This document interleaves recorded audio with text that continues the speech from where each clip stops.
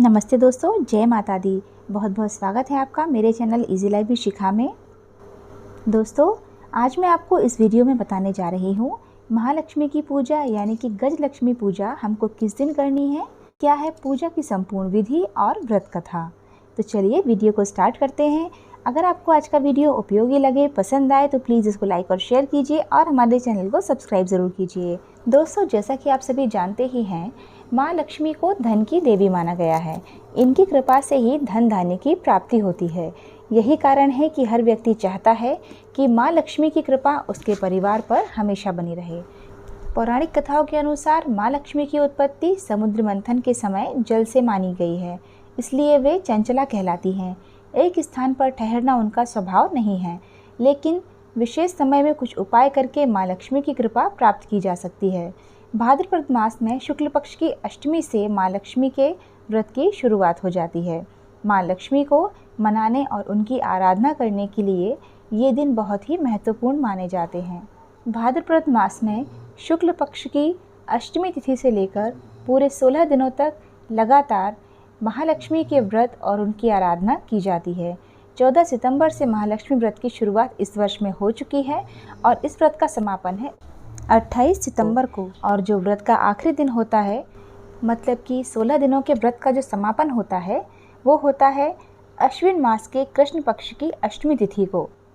और इस दिन किया जाता है महालक्ष्मी व्रत, जिसको गज लक्ष्मी व्रत इस वर्ष हिंदू पंचांग के अनुसार अश्विन मास के कृष्ण पक्ष की अष्टमी तिथि की शुरुआत 28 सितंबर दिन मंगलवार को शाम 6:16 पर हो रही है और इसका समापन 29 सितंबर को रात के 8:29 पर होगा।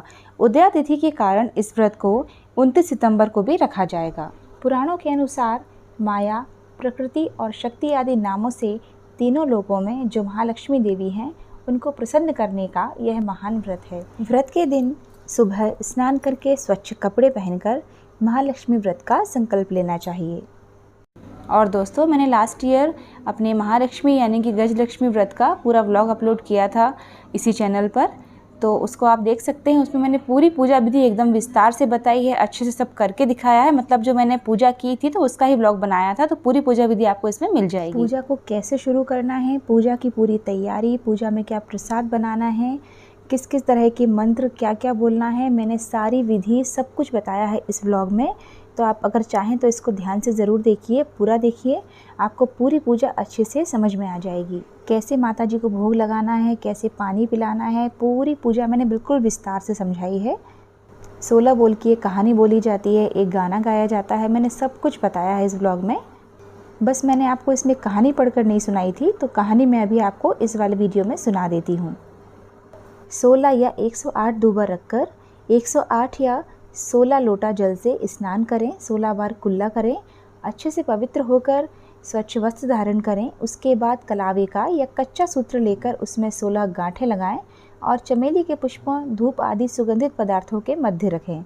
सूत्र की 16 गांठ को महालक्ष्मी नमः मंत्र से अभिमंत्रित करें और अपनी कामना की पूर्ति की प्रार्थना करते हुए उसे अपने हाथ में या तो पहले बांध लें या फिर पूजा के बाद बांध सकते हैं। जब हम कहानी पढ़ते हैं ना, उसके पहले भी बांध सकते हैं। मैं कहानी पढ़ने के पहले ही बांधती हूँ। स्त्री को बाएं हाथ में और पुरुष को दाहिने हाथ में ये सूत्र का धागा बांधना चाहिए। इसके पश्चात अपने हाथ में जल लेकर इस व्रत को करने का संकल्प करें और महालक्ष्मी देवी का ध्यान करते हुए प्रार्थना करें कि मैं आपकी सेवा में भक्तिपूर्वक तत्पर रहकर इस महाव्रत का पालन कर सकूं और उसे निर्विघ्न पूर्ण कर सकूं। ऐसी शक्ति और धीरता मुझे प्रदान कीजिए। फिर धूप के पौधे जल में भिगोकर अपने सिर, हाथ पांव का मार्जन करें और दूब और अक्षत हाथ में लेकर कथा पढ़ना या सुनना है। बाकी पूजा लगाने से लेकर बिल्कुल आखिरी पूजा तक आपको सब कुछ मेरे ब्लॉग में मिल जाएगा, तो आप प्लीज़ उसको ज़रूर देखिए और पसंद आए तो चैनल को सब्सक्राइब भी कर लीजिए। तो चलिए अब कथा शुरू करते हैं। 2 कथाएं कही जाती हैं महालक्ष्मी देवी की, तो पहली कथा शुरू करते हैं। चोल देवी और चिल्ल देवी की कथा। एक समय धर्मराज युधिष्ठिर ने श्री कृष्ण भगवान को प्रसन्नचित्त देखकर कहा कि हे त्रिलोकीनाथ, समस्त ऐश्वर्यों के स्वामी, आप कृपा करके कोई ऐसा व्रत बतलाइए जो सब व्रतों में श्रेष्ठ एवं ऐश्वर्य और सुख देने वाला हो।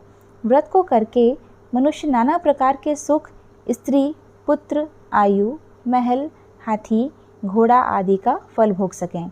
श्री कृष्ण जी बोले, हे राजन सुनो, सतयुग में जब वृत्तासुर आदि असुरों ने स्वर्गलोक पर अपना अधिकार कर लिया था, तब दुखी होकर इंद्र ने ऐसा ही प्रश्न देवर्षि नारद जी से पूछा था।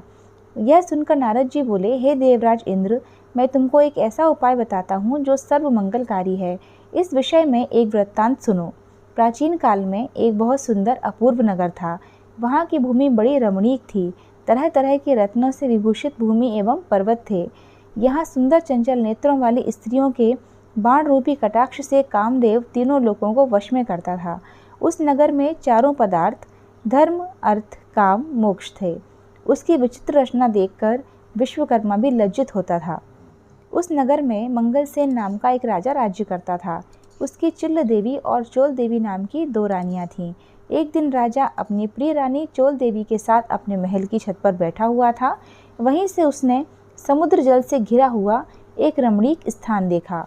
उसे देखकर राजा प्रेमातुर होकर अपनी प्रिय रानी चोल देवी से बोला, हे सुमुखे, देखो, यहीं पर तुम्हारी प्रसन्नता के लिए नंदन वन को लज्जित करने वाला एक सुंदर बाग लगवाऊंगा। अपनी प्रिया के प्रसन्नार्थ राजा ने बगीचा लगवा दिया।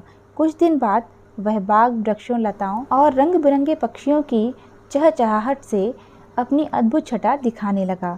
एक दिन उस बाग में बड़ा भयंकर प्रलय काल के समान एक सुअर आया और उसने सारे बगीचे को नष्ट कर दिया। बहुत से बाग के रक्षक भी मार गिराए। कुछ रक्षक उसके भय से व्याकुल होकर अपनी जान बचाकर राजा के पास पहुँचे। राजा से सारा हाल कहा। यह सुनकर राजा बड़ा कुपित हुआ और सेना से बोला, तुम शीघ्र वहां जाकर उस भयंकर सुअर को मार डालो। राजा की आज्ञा पाकर सेना चल दी और घोड़े पर बैठकर राजा भी चल दिया। चारों ओर से बगीचे को घेर कर राजा ने सैनिकों से कहा कि जिस मार्ग से सुअर निकलकर भाग जाएगा और उस मार्ग का कोई भी रक्षक उसे न मार सकेगा, तो मैं उसका सिर काट लूँगा। तथा बाग के चारों ओर राजा स्वयं अपना घोड़ा अड़ाकर खड़ा हो गया। देव योग से वह सुअर राजा से ही निकलकर भाग गया। राजा बड़ा लज्जित हुआ। घोड़े को चाबुक से मारता हुआ उसका पीछा करने लगा। पीछा करते करते वह सिंह, व्याघ्र आदि हिंसक जीवों से युक्त घोर जंगल में पहुंच गया। वहां ताल, तमाल, हिताल, शाल, अर्जुन, लता आदि के वृक्ष थे। राजा जंगल में चारों ओर देखने लगा। आगे चलकर सुअर राजा के सामने आया। राजा ने देखते ही उसको भाला मार दिया और भाले के लगते ही उस सुअर ने अपना शरीर छोड़ दिया। वह सुंदर गंधर्व शरीर धारण कर विमान में बैठकर अपने लोक को जाते हुए राजा मंगलसेन से बोला, हे पृथ्वीपति, आपका कल्याण हो। आपने मेरा उद्धार किया है। अब मैं आपको अपने शाप की कथा सुनाता हूँ। मैं चित्ररथ नाम का एक गंधर्व हूँ। एक बार देव समूह में ब्रह्मा जी बैठे हुए थे। पुट आदि तालों के साथ मैं सप्त स्वर में गान कर रहा था कि गाते गाते मेरी ताल बिगड़ गई। इस पर क्रोधित होकर ब्रह्मा जी ने मुझे सुअर होने का श्राप दे दिया। न करने पर उन्होंने कहा, तेरा उद्धार धर्मात्मा राजा मंगलसेन के हाथों से होगा। अतः मैं अधर्म योनि को छोड़कर अपने गंधर्व स्वरूप को प्राप्त हो गया हूँ। हे राजन, मैं वरदान स्वरूप देवताओं को दुर्लभ चारों फल धर्म, अर्थ, काम, मोक्ष का दाता एक व्रत बतलाता हूँ। यह व्रत श्री महालक्ष्मी जी का है। इसके प्रभाव से आप चक्रवर्ती राजा होंगे। अब आप अपनी राजधानी वापस जाइए। नारद जी बोले, हे इंद्र, इस प्रकार कहकर गंधर्व अंतर्ध्यान हो गया। राजा मंगलसेन अपनी राजधानी को वापस लौटे कि मार्ग में उन्हें बगल में मृगचर्म लिए हुए एक ब्राह्मण पुत्र अपनी ओर आता नजर पड़ा। राजा मुस्कुराते हुए उससे बोले, हे बटुक, तुम देवता, दैत्य, गंधर्व हो अथवा राक्षस, इनमें से कौन हो? मुझे सच सच बता दो जो आप इस घोर जंगल में आए हो। यह सुनकर ब्राह्मण पुत्र राजा को आशीर्वाद देते हुए बोला, राजन, मैं आपके ही देश में पैदा हुआ हूँ और आपके साथ साथ ही यहाँ आया हूँ। अतः मुझे यथोचित आज्ञा दीजिए। कृष्ण बोले, हे धर्मराज। इस प्रकार उनके पूछने पर राजा ने कहा, हे विप्र, तुम्हारा नाम आज से नूतन होगा। अब तुम किसी सरोवर में से ठंडा जल लाओ। राजा की आज्ञा पाकर वह नूतन राजा को एक सुंदर वृक्ष के नीचे बिठाकर आप घोड़े पर सवार होकर जल की खोज में चल दिया। आगे चलकर उसने रंग बिरंगे पक्षी देखे। वह वहीं पर चल पड़ा। थोड़ी ही देर में वह सरोवर के पास पहुंच गया। यह सरोवर बहुत ही रमणीक था। ऐसा प्रतीत होता था कि यहाँ भगवान नारायण का ही निवास स्थान है। सुंदर सुंदर कमलों से सुशोभित, चक्रवात आदि पक्षियों से युक्त, तेज हवा से उठने वाली लहरों को शांत करने वाला मीठे जल वाला महर्षि अगस्त्य की तृषा शांत करने वाला शीतल जल से परिपूर्ण था। जैसे ही वह आगे बढ़ा कि उसका घोड़ा कीचड़ में फंस गया, अतः वह घोड़े से उतरकर सरोवर के चारों ओर देखने लगा। समीप ही उसने सुंदर सुंदर वस्त्र आभूषणों से सुसज्जित मृगनयनी स्त्रियों को देखा, जो मधुर ध्वनि से मंगलगान करती हुई पूजा कर रही थी। नूतन अपने दोनों हाथ जोड़े स्त्रियों के पास आकर विनम्र भाव से बोला, हे माताओं, आप यह कैसा अद्भुत पूजन कर रही हैं? नूतन की मधुर वाणी सुनवे बोली, भक्ति भाव से श्रद्धा युक्त होकर सुनो। जो भगवती माया, प्रकृति और शक्ति नाम से प्रसिद्ध हैं, हम उसी महालक्ष्मी का व्रत कर रही हैं। उसी व्रत की कथा तुम भी सुनो। हे ब्राह्मण, यह व्रत भाद्रपद महीने के शुक्ल पक्ष की अष्टमी से आरंभ होता है। इस दिन प्रातःकाल उठकर 16 बार हाथ पांव और मुंह धोकर 16 धागों से युक्त एक डोरी या कलावा लेकर उसमें 16 गांठ लगावें और चमेली के पुष्प, कपूर, धूप आदि सुगंधित पदार्थों से प्रत्येक गांठ की पूजा करें और ओम महालक्ष्मी नमः इस मंत्र से 16 बार अभिमंत्रित करके महालक्ष्मी जी से प्रार्थना करें। हे महालक्ष्मी, आप हमें धन, धान्य, पृथ्वी, धर्म, कीर्ति, आयु, यश और शोभा तथा हाथी, घोड़े और पुत्र दो। हे विप्र, इस प्रकार ध्यान करते हुए उस सूत्र को पुरुष अपने दाहिने अंग में और स्त्री अपने बाएं अंग में धारण करके 16 दूब के पौधे और अक्षत लेकर कथा सुने। इस प्रकार भादों सुदी से लेकर अश्विन वदी अष्टमी तक नित्य प्रति कथा सुननी चाहिए। इसके पश्चात अष्टमी के दिन रात्रि के समय जितेंद्रिय व्रतकर्ता को स्नान करके श्वेत वस्त्र धारण करके पूजा गृह में जाना चाहिए और पूर्व की ओर मुख करके पवित्र आसन पर बैठकर सफ़ेद मोतियों से युक्त अष्टदल का कमल बनाना चाहिए। उस पर कमलासन, मंद मंद मुस्कान करती हुई शरद चंद्र के तुल्य कांतिवान चतुर्भुजी, दोनों हाथों में कमल लिए हुए, श्वेत वस्त्र धारिणी, आभूषणों से विभूषित, अभय वर देने वाली, दोनों ओर हाथियों की सूंड के जल से सींचे जाने वाली महालक्ष्मी जी का ध्यान करके कपूर, अगरबत्ती, चंदन से भगवती का आवाहन करें कि हे महालक्ष्मी, भगवान विष्णु के पास से आप यहाँ आओ। आपके लिए ही मैंने षोडशोपचार पूजन विधि और सामग्री एकत्रित की है। हे विप्र, इस प्रकार 16 दिन समाप्त होने पर व्रतकर्ता को श्रद्धानुसार उद्यापन करना चाहिए। उद्यापन विधि इस प्रकार है। स्वर्ण के पत्र से गौ के सींग मड़वाकर तथा सोना एवं अन्न वस्त्र आदि किसी वेद पाठी ब्राह्मण को दान में दे दें। यदि इतना ना हो सके तो यथाशक्ति द्रव्य दे दें अथवा 16 ब्राह्मणों को जिमाकर वस्त्र आदि की दक्षिणा दे देवें। हे विप्रपुत्र, हमने तुमको सर्वोत्तम व्रत बतला दिया है, जिसके करने मात्र से इच्छित फल प्राप्त होता है। इस व्रत को तुम करो, अपने राजा से कराओ और जो श्रद्धा से करना चाहे उसे भी कराओ। भगवान बोले, हे युधिष्ठिर, इस प्रकार इस व्रत को स्त्रियों के मुख से सुनकर नूतन बड़ा प्रसन्न हुआ और उनको प्रणाम करके अपने घोड़े को कीचड़ में से निकालकर ठंडा पानी पिलाया और कमल के पत्ते का दोना बनाकर उसमें पानी लेकर घोड़े पर बैठे राजा के पास आया। राजा को जल पिलाकर नूतन बोला, हे राजन, आज मैं यहाँ पर जो कुछ स्त्रियों से सुनकर आया हूँ उसे ध्यान से सुनो। उपरोक्त हाल नूतन ने राजा को सुना दिया। उस व्रत को नूतन और राजा दोनों ने किया। तदुपरांत राजा ब्राह्मण को साथ लेकर घोड़े पर सवार होकर अपने नगर को चल दिया।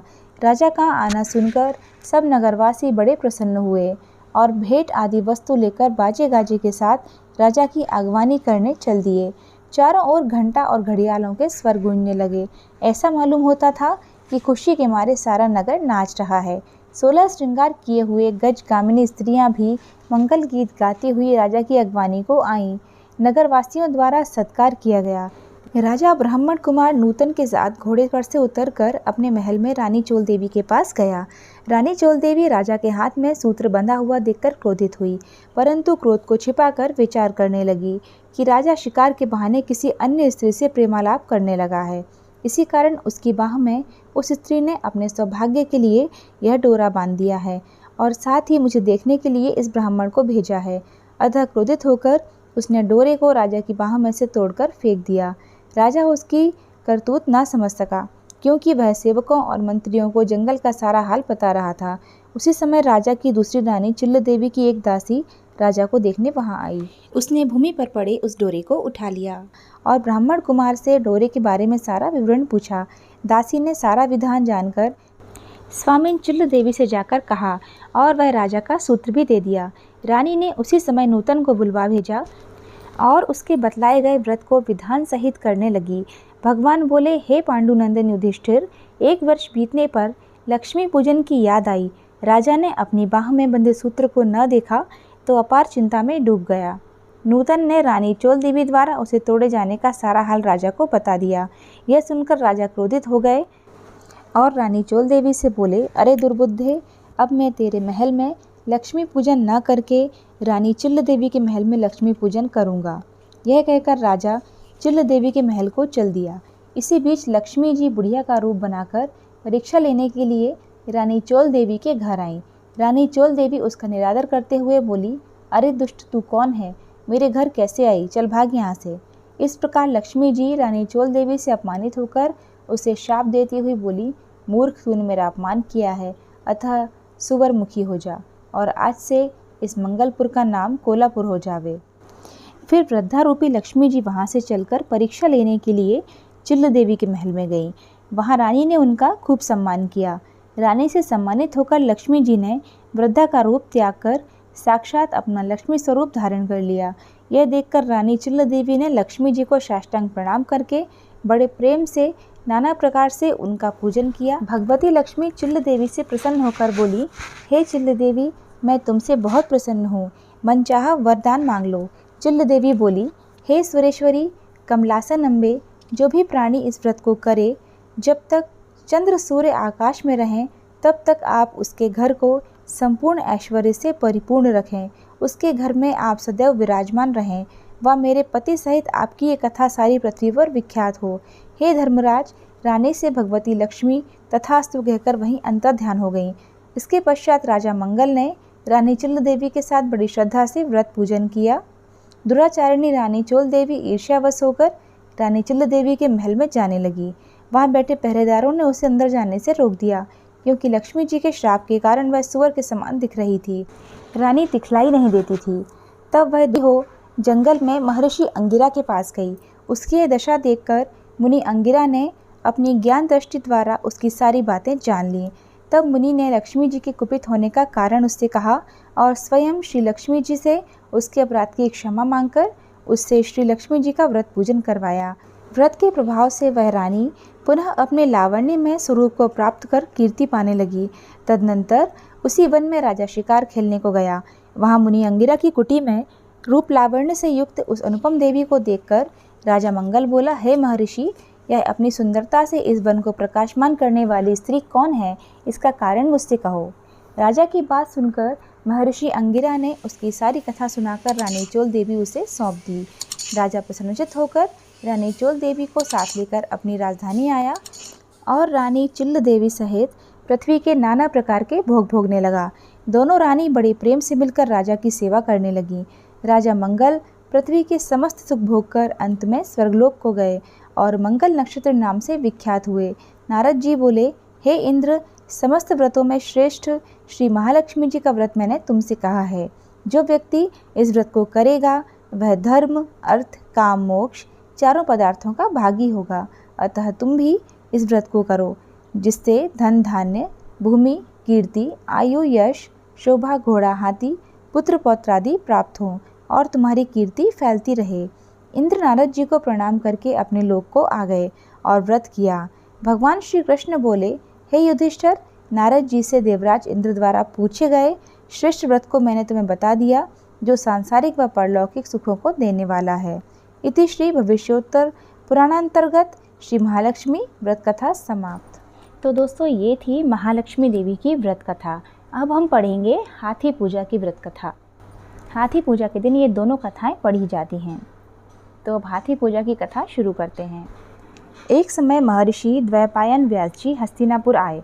उनका आगमन सुनकर महाराज धृतराष्ट्र ने उनका आदर सम्मान कर राजमहल में व्यास जी को सुवर्ण के आसन पर विराजमान करके अर्धपाद्य आचमन से उनका पूजन किया। व्यास जी के स्वस्थ चित्त होने पर राजरानी गंधारी ने महर्षि व्यास जी से हाथ जोड़कर प्रश्न किया कि स्त्रियों को ऐसा कोई सरल व्रत और पूजन विधि बतलाइए जिससे पुत्र पौत्र और परिवार सदा सुखी रहे। इतना सुनकर व्यास जी ने कहा, वह श्री महालक्ष्मी व्रत है जिनका पूजन प्रतिवर्ष अश्विन मास की कृष्ण पक्ष की अष्टमी को किया जाता है। तब राजरानी गांधारी ने कहा, महात्मन, यह व्रत कैसे आरंभ होता है, किस विधान से पूजन होता है, और यह विस्तार से बताने का कष्ट करें। तब महर्षि जी ने कहा कि यह व्रत भाद्रपद शुक्ल पक्ष की अष्टमी के दिन सुबह व्रत का मन में संकल्प कर किसी जलाशय में जाकर स्नान करके स्वच्छ वस्त्र पहनकर ताजी दूर्वा से महालक्ष्मी को जल का तर्पण देकर प्रणाम करना चाहिए। फिर घर आकर शुद्ध 16 धागों का एक गंडा बनाकर प्रतिदिन एक गांठ लगानी चाहिए। इस प्रकार 16 दिन की 16 गांठ का एक गंडा तैयार कर अश्विन माह की कृष्ण पक्ष की अष्टमी को व्रत रखकर मंडप बनाकर चंदोबा तानकर उसके नीचे माटी के हाथी पर महालक्ष्मी की मूर्ति स्थापित कर तरह तरह की पुष्प मालाओं से लक्ष्मी जी व हाथी का पूजन करके कई पकवान सुवासित पदार्थों का नैवेद्य समर्पण करें। और श्रद्धा सहित महालक्ष्मी व्रत करने से आप लोगों की राजलक्ष्मी सदा स्थिर रहेगी। ऐसा विधान बताकर व्यास जी अपने आश्रम को प्रस्थान कर गए। इधर समयानुसार भाद्रपद मास की शुक्ल पक्ष की अष्टमी से समस्त राजघरानों की नारियों व नगर स्त्रियों ने भी श्री महालक्ष्मी जी का व्रत प्रारंभ कर दिया। बहुत सी नारियां गांधारी के साथ प्रतिष्ठा मान हेतु व्रत का साथ देने लगीं। कुछ नारियां माता कुंती के साथ भी व्रत को आरंभ करने लगीं। ऐसा होते होते 15 दिन समाप्त होने के बाद जब 16वें दिन अश्विन मास की अष्टमी का आ गया, प्रातःकाल से नर नारियों ने उत्सव मनाना आरंभ कर दिया और समस्त नर नारी राजमहल में गांधारी जी के साथ यहाँ उपस्थित होकर तरह तरह से महालक्ष्मी जी के मंडप व माटी के हाथी बनाने व सजाने की तैयारियां करने लगे। गांधारी जी ने नगर की सभी प्रतिष्ठित नारियों को बुलाने हेतु सेवक भेजा, पर माता कुंती को नहीं बुलाया गया और न ही कोई सूचना भेजी। उत्सव वाद्य की धुन गुंजारने लगी, जिससे सारे हस्तिनापुर में खुशी की लहर दौड़ गई।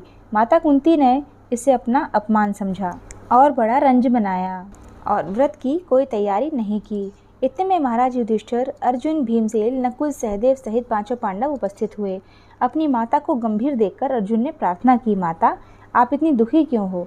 तब माता कुंती ने कहा, बेटा जाति अपमान से बढ़कर कोई दुख नहीं है। आज नगर में श्री महालक्ष्मी उत्सव में रानी गांधारी ने सारे नगर की औरतें सम्मान से बुलाईं, पर ईर्ष्यावश मेरा अपमान कर उत्सव में नहीं बुलाया। पार्थ ने कहा, माता क्या इस पूजा का विधान सिर्फ दुर्योधन के महल में ही हो सकता है? आप अपने घर नहीं कर सकती? तब कुंती ने कहा, बेटा कर सकती हूँ, पर वह साज सामान इतनी जल्दी तैयार नहीं हो सकता, क्योंकि गांधारी के 100 पुत्रों ने माटी का विशाल हाथी तैयार करके पूजन का साज सजाया है। वह ऐसा विधान तुमसे न बन सकेगा। तब पार्थ ने कहा, माता आप पूजन की तैयारी करो और नगर में बुलावा भेजो। मैं ऐसा हाथी पूजन को बुला रहा हूँ जो आज तक हस्तिनापुर वासियों ने न देखा न पूजन किया होगा। मैं आज ही इंद्रलोक से इंद्र का हाथी ऐरावत जो पूजनीय है उसे बुलाकर तुम्हारी पूजा में उपस्थित कर दूंगा। आप अपनी तैयारी करें। इधर माता कुंती ने सारे नगर में पूजा का ढिंडोरा पिटवा दिया और पूजा की विशाल तैयारियां होने लगी। तब अर्जुन ने सुरपति को ऐरावत भेजने को पत्र लिखा और एक दिव्य बाण में बांधकर धनुष पर रखकर देवलोक इंद्र की सभा में फेंका। इंद्र ने बाण से पत्र निकालकर पढ़ा तो आश्चर्य से अर्जुन को लिखा कि हे पांडु कुमार, ऐरावत भेज तो दूं, पर वह इतनी जल्दी स्वर्ग से कैसे उतर सकता है? तुम इसका उत्तर शीघ्र ही लिखो। पत्र पाकर अर्जुन ने पत्र में बाणों का रास्ता बना के हाथी उतारने की प्रार्थना लिखकर पत्र वापस कर दिया। इंद्र ने मातली सारथी को आज्ञा दी कि हाथी को पूर्ण रूप से सजाकर हस्तिनापुर में उतारने का प्रबंध करो। महावत ने तरह तरह के साज सामान से ऐरावत को सजाया। देवलोक की अंबर झूल डाली गई, सुवर्ण की पालकी रत्न जड़ित कलशों से बांधी गई, माथे पर रत्न जड़ित जाली सजाई गई, पैरों में घुंघरू स्वर्ण मड़ियों की बांधी गई, जिनकी चकाचौंध पर मानव जाति की आंखें नहीं ठहर सकती थी। इधर सारे नगर में खूब धूम हुई कि कुंती माता के घर इंद्र का सजीव हाथी ऐरावत बाणों के रास्ते से स्वर्ग से उतरकर जमीन पर आएगा और उसकी पूजा की जाएगी। सारे नगर के नर नारी, बालक और वृद्धों की भीड़ ऐरावत को देखने के लिए एकत्रित होने लगी। गांधारी के राजमहल में भी इस बात की बड़ी चर्चा हो गई। नगर की नारियां पूजन थाली लेकर भागने लगीं और माता कुंती के महल में उपस्थित होने लगीं। देखते देखते सारा महल पूजन करने वाली नारियों से ठसाठस भर गया। सारे नगरवासी ऐरावत के दर्शनों को गली, सड़क, महल, अटारियों पर एकत्रित हो गए। माता कुंती ने ऐरावत को खड़ा करने हेतु रंग बिरंगे चौक पुरवाकर नवीन रेशमी वस्त्र बिछवा दिए। हस्तिनापुर वासी तरह तरह की स्वागत की तैयारी में फूल माला, अबीर, केशर हाथों में लेकर पंक्तिबद्ध खड़े थे। इधर इंद्र की आज्ञा पाकर ऐरावत स्वर्ग से बाणों के बनाए रास्ते से धीरे धीरे आकाश मार्ग से उतरने लगा, जिसके शंखों की आवाज़ नगरवासियों को आने लगी। ऐरावत के दर्शन के लिए नर नारियों ने जय जयकार के नारे लगाना आरंभ किए। सायंकाल होते ही ऐरावत माता कुंती के महल में चौक में उतर आया। समस्त नर नारियों ने पुष्पमाला, अबीर, केशर से हाथी का स्वागत किया। महाराज धौम्य पुरोहित द्वारा ऐरावत पर महालक्ष्मी जी की मूर्ति स्थापित करके वेद मंत्रों द्वारा पूजा की गई। नगरवासियों ने लक्ष्मी पूजा का स्वागत करके ऐरावत की पूजा की। फिर तरह तरह के मेवा पकवान ऐरावत को खिलाए गए। ऊपर से जमुना का जल पिलाया गया। फिर तरह तरह के पुष्पों की ऐरावत पर वर्षा की गई। पुरोहित द्वारा स्वस्ति पुण्याह वाचन कर व्रती नारियों द्वारा लक्ष्मी जी का पूजन विधान से कराया। कुंती ने व्रत के डोरे की गंडा में 16वीं गांठ लगाकर लक्ष्मी के सामने समर्पण किया। ब्राह्मणों को पकवान, मेवा, मिठाई देकर भोजन की व्यवस्था की गई। तब वस्त्र, द्रव्य, सुवर्ण, अन्न, आभूषण देकर के ब्राह्मणों को संतुष्ट किया गया। तत्पश्चात सभी व्रती नर नारियों ने महालक्ष्मी जी का दीपक जलाकर प्रेम से संपूर्ण पूजन कर आरती आरंभ की। तो दोस्तों, कथा समाप्त हुई। श्री लक्ष्मी वंदना। मातु लक्ष्मी करी कृपा, करो हृदय में वास, मनोकामना सिद्ध कर, पुरबहु मेरी आस। यही मोर अरदास, हाथ जोर विनती करूं, जगत जननी जगदम्बिका, सब विधि करो सुवास। तो दोस्तों, मैंने आपको कथा सहित पूरी जानकारियाँ दे दी हैं और पूरी पूजा विधि आपको मेरे ब्लॉग में मिल जाएगी। तो आप ये वाला वीडियो भी देखिए और ब्लॉग को भी देखिए। पूरी पूजा विधि आपको आसानी से समझ में आ जाएगी।